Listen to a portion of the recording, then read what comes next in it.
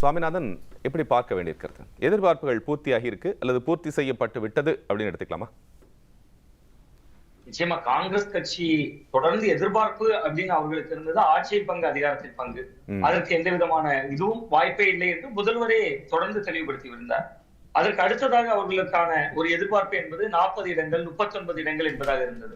அதிலிருந்து இறங்கி வந்து இப்பொழுது 28 இடங்கள் அப்படிங்கக்கூடிய இடத்துல கடைசியாக இறுதி செய்யப்பட்டது.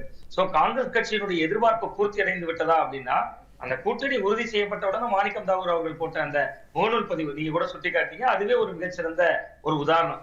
சோ காங்கிரஸ் கட்சியை பொறுத்தவரை எதிர்பார்ப்பு பாதி அளவு பூர்த்தி ஆகிருக்கு அவங்களுக்கு. திமுகவுக்கு எதிர்பார்ப்பு பூர்த்தி ஆயிருச்சா?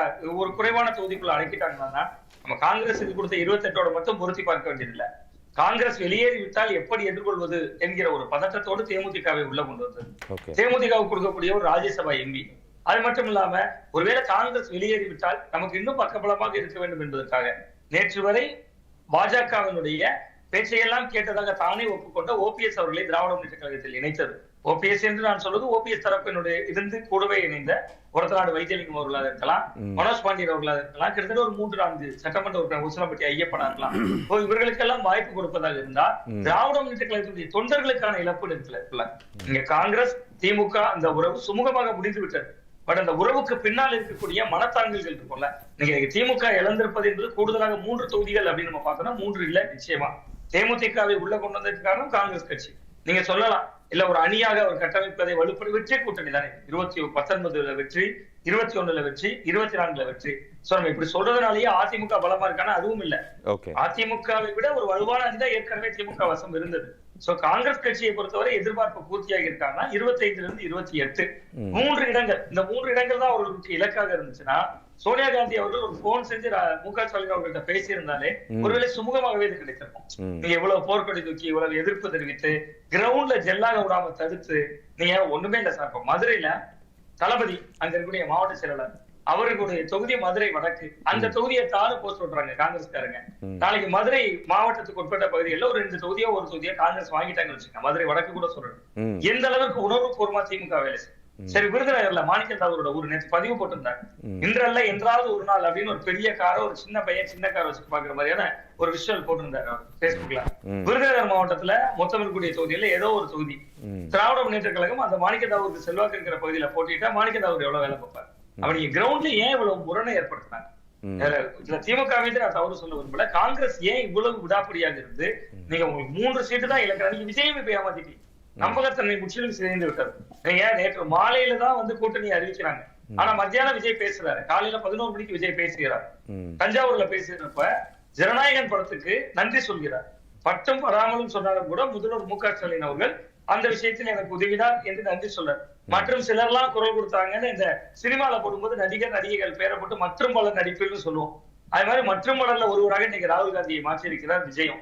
நீங்க சம்மந்தமே இல்லாம கிரவுண்ட்ல விஜய் கட்சியினரோடு காங்கிரஸ் நீங்க சொல்றேன், திமுகவோடு முட்டுமுரண். அப்ப இந்த கிரவுண்ட்ல இது வந்து 2 தரப்புக்கும் இடையில கூட்டணியில் வேண்டுமானால் இணக்கமாக இருக்கலாம். பட் இதனால் இழந்திருப்பது என்பது மிகப்பெரிய ஒரு இழப்பு. ஆனா இல்ல சார், இப்ப இதுல இன்னொரு விஷயம் சார், இப்ப சாமிநாதன் சார், இப்ப இதுல திமுக தரப்பு 2 பக்கமே வந்து ஒரு ஃபுல்ஃபில் பண்ணி அவர்களுக்கான அந்த கூட்டணி தக்க வச்சதுல ஒரு அப்பர் ஹேண்ட் எடுத்திருக்காங்க அப்படின்னு புரிஞ்சுக்க முடியுதா? நிச்சயமா திமுக கூட்டணியை தக்க வைத்த விதத்தில் வெற்றி பெற்றிருக்கிறாங்க. பட் நீங்க நேற்று வந்து கட்டமைப்பது நீங்க தமிழ்நாடு வெர்சஸ் டெல்லி, பாஜக எதிர்ப்பு வெர்சஸ் மோடி எதிர்ப்பு அலை வெர்சஸ் டிஎம்கே, இதுதானே உங்களோட தொடர் வெற்றிக்கு காரணம். நீங்க மு க ஸ்டாலின் அவர்கள் தன்னுடைய ஆளுமையை நிரூபித்திருக்கிறார். கலைஞர் அவர்களுடைய காலத்துல கூட இவ்வளவு தொடர் வெற்றிகள் இல்லை, இப்ப ஒரு தொடர் வெற்றி வருகிறது. பட் இது எல்லாத்துக்கும் அடிநாதம் 2019 பாராளுமன்ற தேர்தல்ல பாஜக எதிர்ப்பு, 21 சட்டமன்ற தேர்தலை சந்தித்தது பாஜக எதிர்ப்பு, 24 பாராளுமன்ற தேர்தலை சந்தித்தது பாஜக எதிர்ப்பு. தேமுதிகவுடைய நிலைப்பாடு என்ன? பாஜக எதிர்ப்பு. இன்னைக்கு அந்த அணி உங்களோட இருக்கு. நேற்று வரை நீங்க கட்டமைத்தது மதசார்பற்ற முற்போக்கு கூட்டணி. அங்க இருக்கக்கூடிய விசிக சனாதன எதிர்ப்பு தான். அவங்க பாஜக பக்கம் நகர மாட்டாங்க தெரியும். மார்க்சிஸ்ட் கம்யூனிஸ்ட், இந்திய கம்யூனிஸ்ட் நகர மாட்டாங்க. இன்னைக்கு ஓபிஎஸ் அவரே சொல்றாரு, தர்ம யுத்தம் யார் சொல்லி நடத்தினேன்னு சொன்னாரு. சோ அவர் இன்னைக்கு கூட்டணி என்கிற வடிவத்தை தாண்டி திமுகக்குள்ளேயே இருக்காரு. நான் எந்த இடத்துல சிக்கன்னு சொல்றேன். திமுக தேனி மாவட்டத்துல மொத்தம் 4 சட்டமன்ற தொகுதிகள் சார். இந்த காங்கிரஸால திமுக இழந்ததை சொல்றேன். தேனி மாவட்டத்துல மொத்தம் 4 சட்டமன்ற தொகுதி. ஏற்கனவே அங்க 3ல திமுக தான் ஜெயிச்சிருக்கு. போடி நாயக்கனூர்ல மட்டும் தான் ஓ பன்னீர்செல்வம் ஜெயிச்சிருக்காரு. இன்னைக்கு அந்த போடிக்கும் ஓபிஎஸ் கொண்டு வந்தாச்சு. நாளைக்கு ஒருவேளை ஓபிஎஸ் ஜெயிச்சா அவர் தான் அமைச்சர் தேனியில. ஏற்கனவே அங்க எம்பியா இருக்கிற தங்க தமிழ்ச்செல்வன் அதிமுகவில் இருந்து வந்தவர். நீங்க மீண்டும் ஒரு திமுகவில் ஒருவருக்கு வாய்ப்பை வரவங்கப்படுவதை கடந்த தேர்தலில் 89,000 ஓட்டு எடுத்தாரு. ஓபிஎஸ் எதிர்த்து போட்டிட்டவர். அப்ப அது மாதிரியான மனநிலை கொண்ட மக்கள் கிரவுண்ட்ல எப்படி எல்லாத்துக்கும் காரணம் காங்கிரஸுங்க. நீங்க காங்கிரஸ் வந்து வெளியே போயிருவாங்களா என்பதற்கான ஒரு விஷயத்துல காங்கிரஸை சுருக்கணும் அல்லது அடக்கணும் அல்லது வெளியே போகாமல் தடுக்கணும். இந்த இவ்வளவுக்காக திமுக ராஜதந்திர நடவடிக்கையில இருக்காங்க. இல்ல இதுல இன்னொரு பெர்ஸ்பெக்டிவ் இருக்கா அப்படிங்கறதையும் பார்க்க வேண்டியிருக்கு சுவாமிநாதன் சார். இப்ப இது அப்பர் ஹேண்ட் எடுத்ததா அதே கேள்வி இருக்கு. இன்னொன்னு காங்கிரஸ் ஒரு பக்கம் அவங்க வந்து நினைச்சதை சாதிச்சிட்டாங்க அப்படின்னு புரிஞ்சுக்க முடியுதா? ஒரு விக்டோரியஸ் பாயிண்ட் ஆஃப் வியூல காங்கிரஸுக்கு இருக்கு. ஏன்னா எப்படி பார்த்தாலும் நாங்க டிமாண்ட் பண்றதை கொடுக்கக்கூடிய இடத்துக்கு திமுக வந்துருச்சு, எல்லாருக்கும் கம்மி பண்ணிட்டு இருக்கக்கூடிய சூழ்நிலையில எங்களுக்கு இன்னொரு 3 பாயிண்ட் நீங்க முதல்ல குறிப்பிட்டீங்க. 3 இடங்கிறது வந்து 3 இடம் மட்டும் கிடையாது, அது அதனுடைய லார்ஜர் இம்பாக்ட் இருக்குன்னு சொன்னீங்க. அப்படி பார்க்க வேண்டியிருக்கா? இல்ல, நிச்சயமா காங்கிரஸுக்கு இது பெருத்த லாபம். விஜய் ஒரு அரசியல்ல விஜயனுடைய இருப்பை கேள்விக்குறியாக்குற வகையில காங்கிரஸ் தொடர்ந்து அவரை காட்டி காட்டி காட்டி காட்டி காட்டி விஜய் பக்கம் நாங்க நகர்ந்து விடுவோம் என்று விஜயிடம் விஜய் கிட்ட போறது போன்ற ஒரு தோற்றத்தை உருவாக்கி திமுகவிடம் கூடுதலான சீட்டுகளை வாங்கிட்டாங்க. இந்த இடத்துல வெற்றி பெற்றது காங்கிரஸ் கட்சி தான். நீங்க அவங்க 25+1 போயிருந்தா கூட அது லாபம் உங்களுக்கு தானே. நீங்க கடந்த முறை ப. சிதம்பரம் அவர்களுக்கு திமுக கோட்டையில தான் எம்பி கொடுத்தாங்க. பட் அது கொடுக்கப்பட்ட காலம் என்ன, 28 எல்லாம் முடிந்த பின்னாடி கொடுத்தாங்க. இப்பவே ஒண்ணு வாங்கிட்டாங்க. இனி 28ல பாசிக்கு பதவி முடியும், அப்பவும் போய் திமுக தான் நிற்பாங்க. திமுகவை விட காங்கிரஸுக்கு இதுல லாபம் அப்படின்னு தான். டெல்லியில வைத்து யாரு கூட கூட்டணிக்கு போனோம் என்று தமிழக வெற்றி கழகமா அல்லது காங்கிரஸ் திமுகவே தொடர வேண்டுமா என்று இருவேறு கருத்துக்கள் இருக்கிறதா பதிவு பண்ணாங்க. டெல்லியில எதுக்கு கூப்பிட்டு கருத்து கேட்டாங்க? திமுகவோட தொடரணும்னா டெல்லிக்கு எதுக்கு கூப்பிட்டு கருத்து கேட்கணும் சார்? கருத்து கேட்கறது எல்லாருக்கும் உரிமை சார், ஜனநாயக கட்சி சார். மத்த கட்சியில திமுகவோட சார், திமுகவோட அதிமுகவோட இல்லாத ஜனநாயகம் காங்கிரஸ்ல இருக்கு சார். நாங்க 10 தலைவர்கள் இருக்கன்னா 10 கருத்து சொல்லுவோம். பிரச்சனைன்னு வரும்போது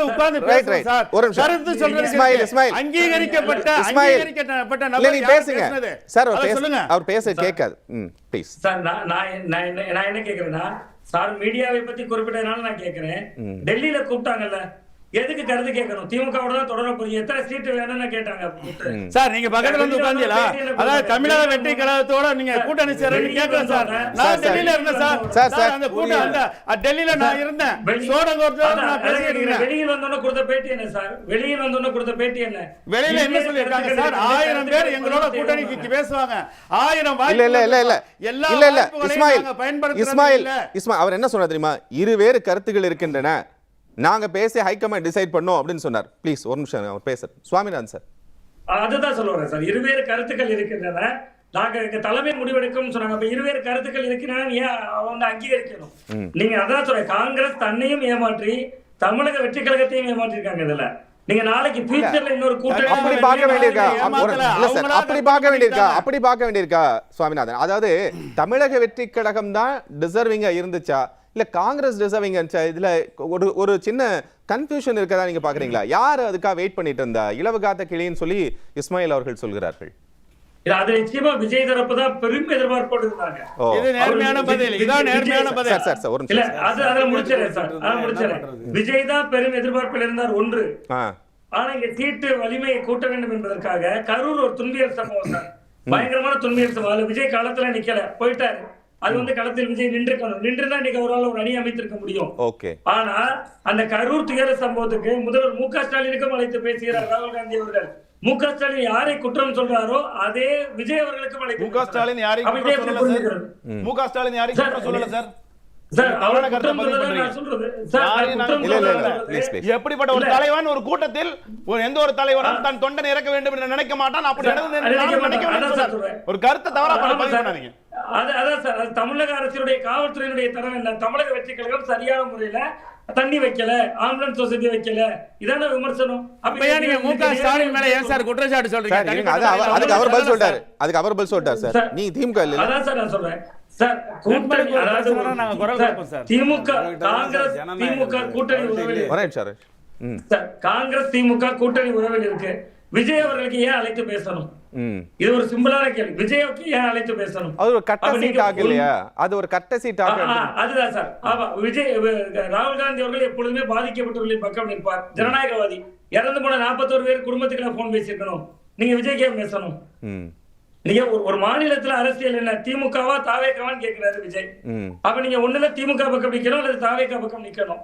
2 பேருக்கு எப்படி ரெண்டு லீடருக்கு எப்படி போன் பண்ண முடியும் ஒருத்தர்? நீங்க ஒரு கூட்டணிக்குள்ள இருக்கீங்க, நாளைக்கு கேட்போமே சார், பாஜக வெர்சஸ் இன்னொரு கட்சி, ஒரு 2 பேருக்குமே எடப்பாடி கூப்பிட்டு பேசினாரு அப்படின்னா எப்படி புரிஞ்சுக்க முடியும் சார்? இது குதர்க்கமான வார்த்தை சார். அதாவது விஜய கூப்பிட்டு கேட்டாருன்னா விஜய் தான் அந்த கூட்டத்தை ஏற்பாடு பண்ணாரு. கட்சியினுடைய தலைவர்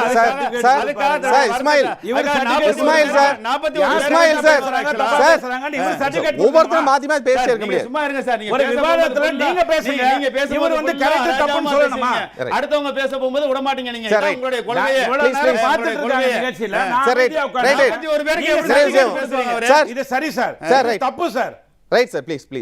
பேசுறது நமக்கு கேட்க முடியாது. சுவாமிநாதன் சார், நீங்க நிறைய பண்ணலாம், பேச வேண்டிய சார்.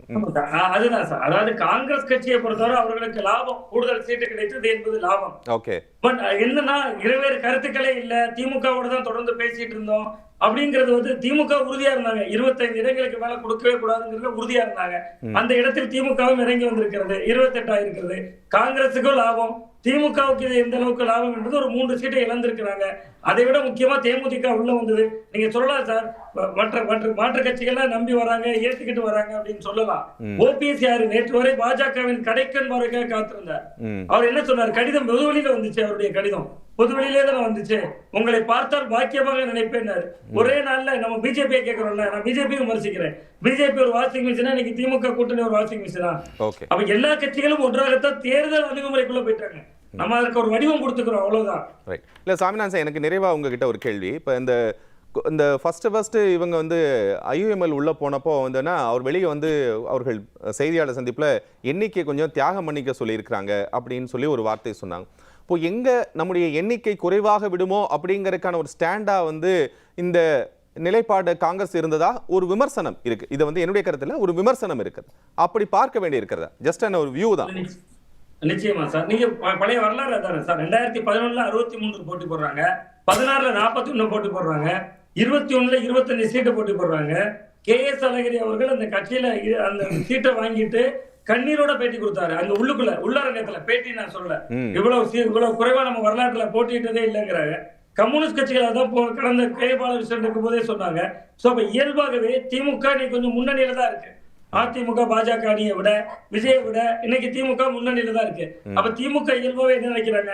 நம்ம 1,31,00,000 பெண்களுக்கு மகளிர் உரிமை தொகை கொடுத்திருக்கோம், விடியல் பயணம் கொடுக்கிறோம், கடைசி நேரமானாலும் லேப்டாப் கொடுத்துட்டோம், இத்தனை திட்டங்கள் செயல்படுத்திட்டோம், புதுமை பெண் திட்டம் செயல்படுத்திருக்கோம், 1000 ரூபாய் கொடுக்கிறோம், நிறைய திட்டங்கள் 5000 ரூபாய் கூட இப்ப கொடுத்திருக்கோம், சிறப்பு நிதி அப்படிங்கிற பேர்ல ஒரு 2000 ரூபாய் கொடுத்திருக்கோம். இவ்வளவு திட்டமும் நம்ம செஞ்சுட்டு இதுக்கான வெற்றியை நம்ம தான் அறுவடை செய்யணும், கூட்டணி கட்சிகளுக்கு ஏன் கூடுதல் தொகுதிகளை கொடுக்கணுங்கிற ஒரு நிலைப்பாடு திமுகவுக்கு இருந்தது. ஒருவேளை காங்கிரஸ் இவ்வளவு விஷயம் செய்யாமல் இருந்திருந்தா எண்ணிக்கை குறைக்கப்பட்டிருக்கும். அதை உணர்ந்துதான் காங்கிரஸ் களமாடுனாங்க. ஆமா ஆமா சார். இப்ப எல்லாமே இப்ப நீங்க திராவிட முன்னேற்ற கழகத்துக்கு எதிரி அதிமுக, அதிமுகவுக்கு எதிரி திமுக, இந்த அரசியல் கணக்கெல்லாம் செஞ்ச ஜெயலலிதா அவர்கள், கலைஞர் கருணாநிதி அவர்கள் காலத்தோடு முடிந்தது. இன்னைக்கு திமுக பாஜக எதிர்ப்பு என்கிற அரசியல் தான் செய்யறாங்க. அதே அரசியல் செய்யக்கூடிய கட்சிகள் தான் திமுக கூட இருக்கு. நீங்க தனித்தனியா இந்த கட்சிகளுக்கு எதுக்கு எவ்வளவு சீட்டு கொடுக்கணும், எல்லாமே கொள்கை சார்ந்த ஓட்டு தானே அப்படிங்கிற பார்வையை நோக்கி நகர்ந்து விட்டது.